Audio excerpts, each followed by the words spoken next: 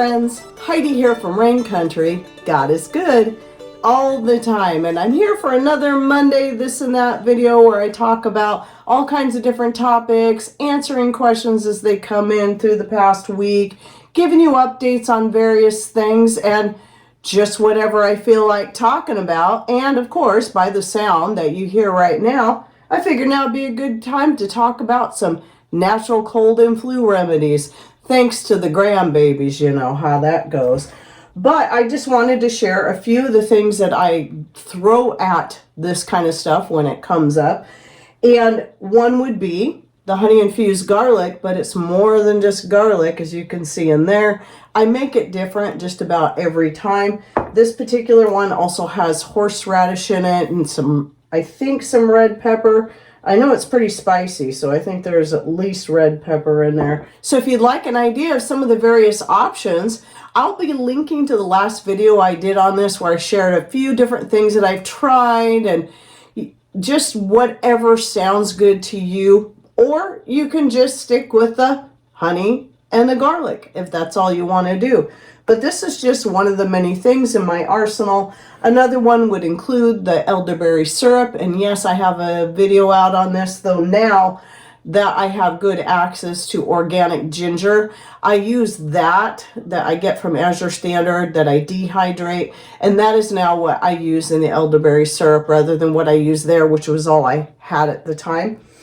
And then here is something I'm not allowed to talk about on YouTube, but if you watch this video on Rumble, I'll be linking to the full playlist on this particular topic in that description box. Unfortunately, I can't link to it in the description box on YouTube, but you can find my Rumble channel always linked there, and you can go check out this same video there.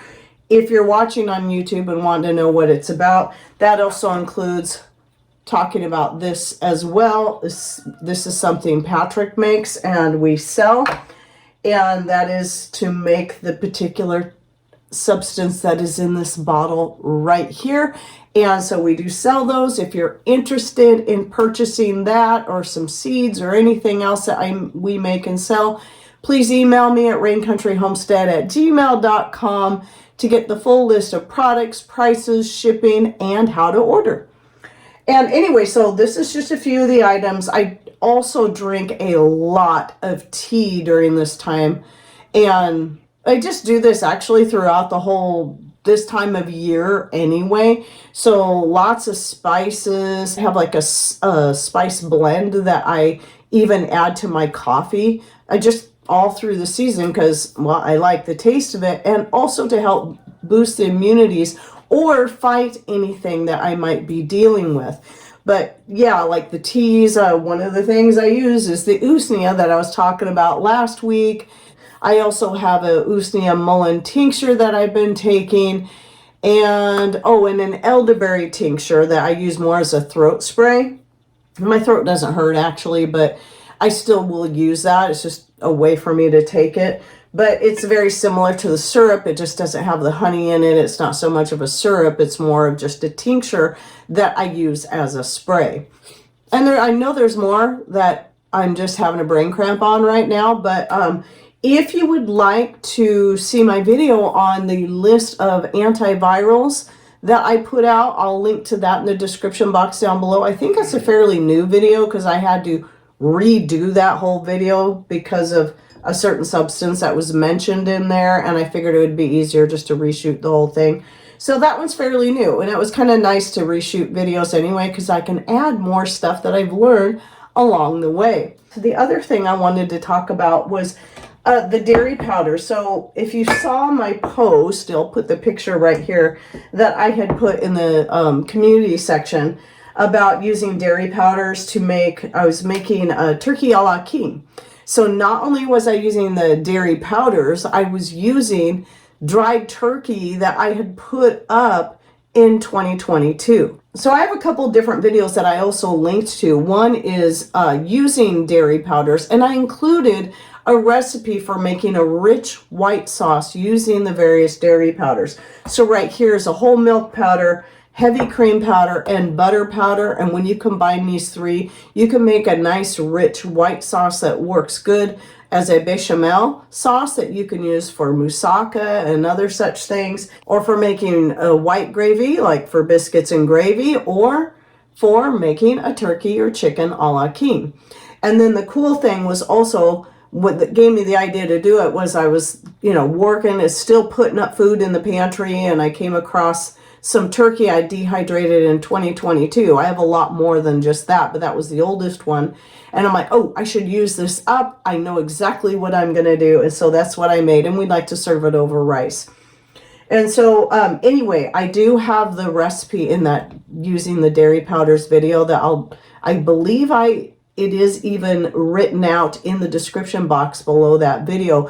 But basically, you just got a half cup of your whole milk, a quarter cup of heavy cream, a quarter cup of butter powder, a quarter cup of whatever thickener you're going to use, and about 3 cups of water. And then you can add in whatever other things that you would like to add into your sauce to give it the flavor. So your herbs and so on. Now, because I was adding a lot of dried things, like I almost always throw my dried mixed greens in for just mostly for the nutritional benefits, zucchini that I've dehydrated up, and I was using the dried turkey. I used quite a bit. I used that whole jar that you see in that picture. And I did need to keep adding more water because it ended up getting pretty thick. But it's just a really nice way that you can have, like if you want to store some dairy powders, there is a way that you can use them and make them quite tasty. And this is the way I prefer to use the dairy powders, is in things like that. And then also the dehydrating of the meat that a few years ago I'd figured out just basically by accident, the little trick that you can do to make it as crispy and light as you would get by freeze drying.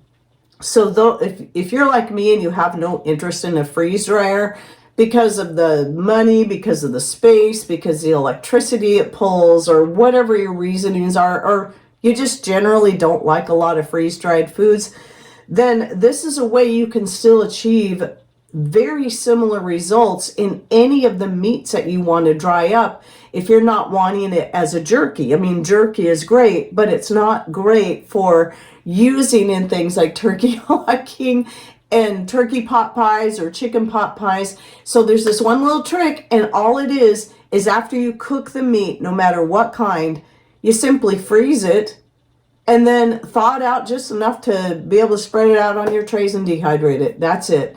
Just that one extra little step of freezing before you dehydrate.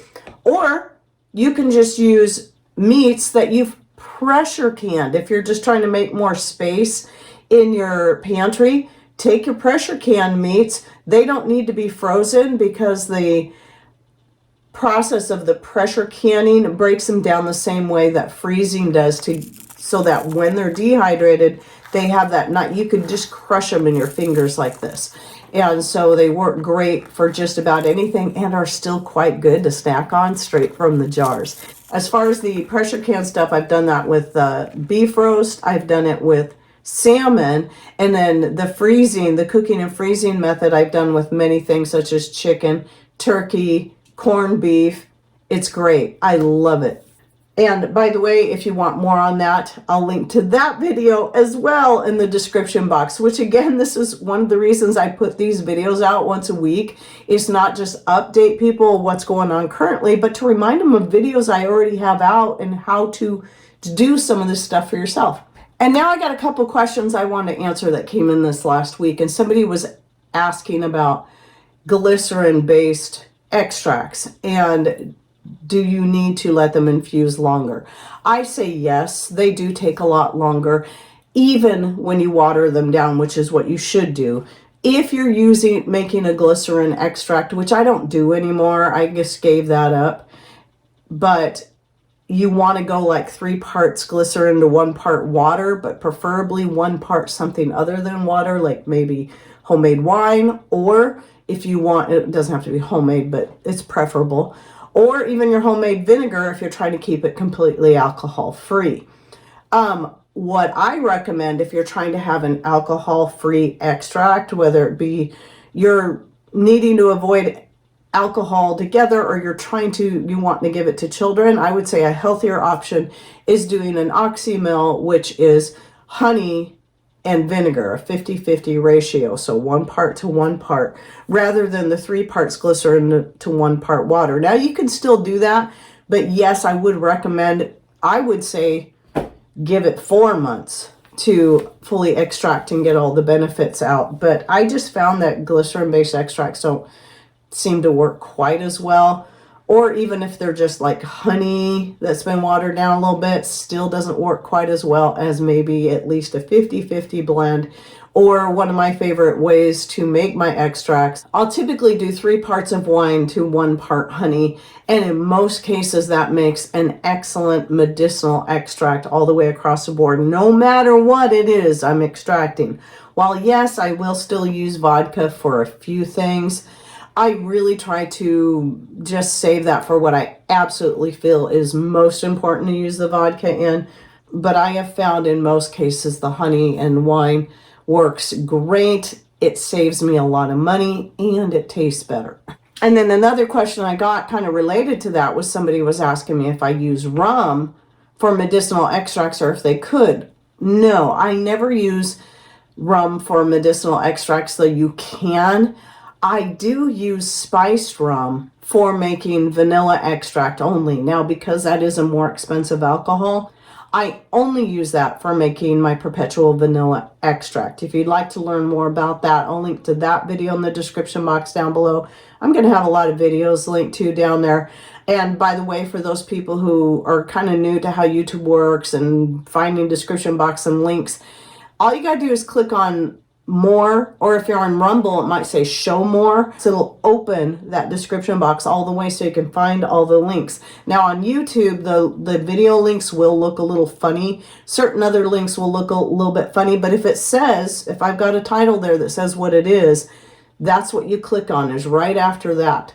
Okay, now one thing I've really been terrible about doing is that sometimes people will send us letters and gifts, and I want to say I really appreciate it, but I don't always remember to talk about it in my this and that video, so I'm going to do that right now.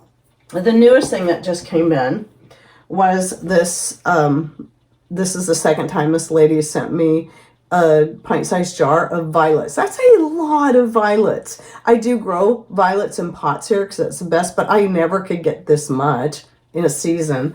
So I want to say thank you to that.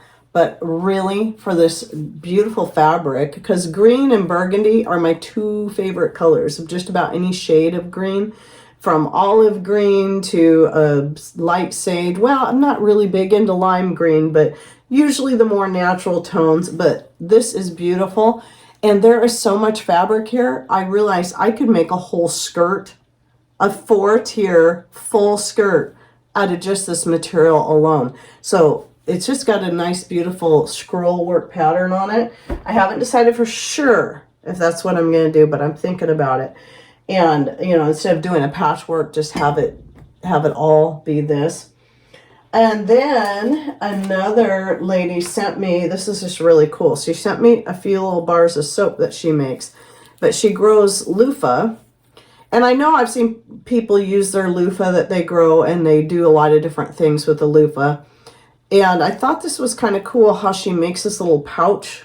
So she puts a tie on here, and you stick the bar of soap down inside. Now, when I first saw it, I thought, oh, that's probably for like a body scrub, which you can use it that way too.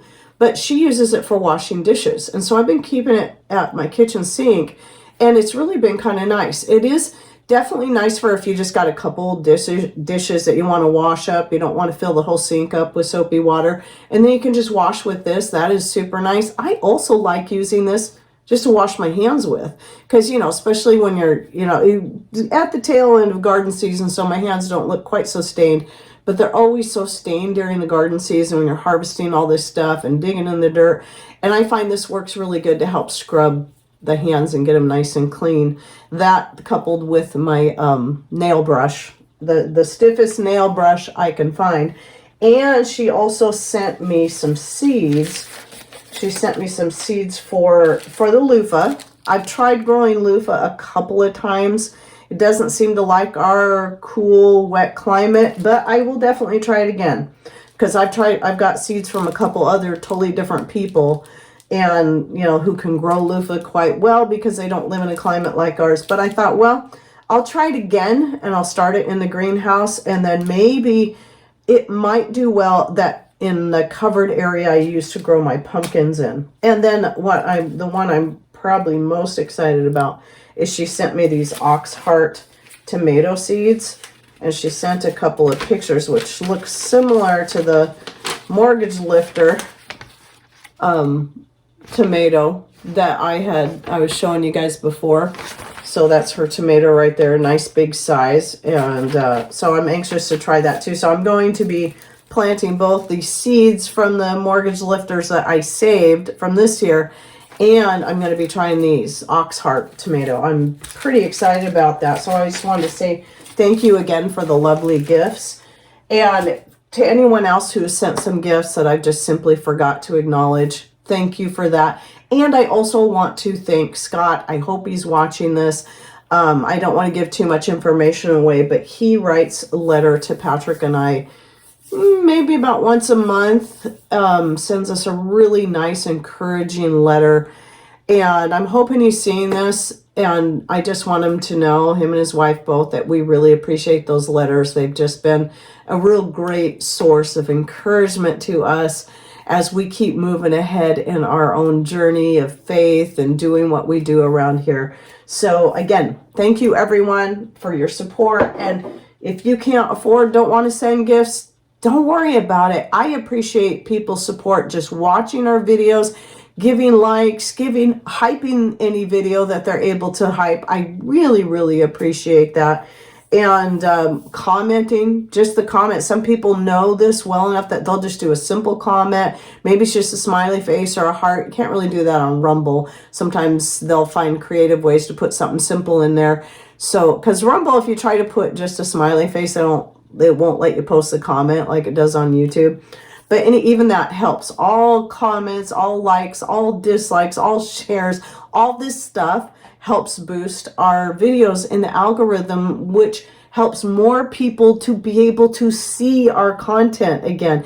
Really the truth is, I just want all 419,000 of my followers to be able to see my content when they want to see it, instead of constantly have it hidden from them. But the more the videos can get out there, the more likely those videos are to be seen. Oh, and here's another little tip.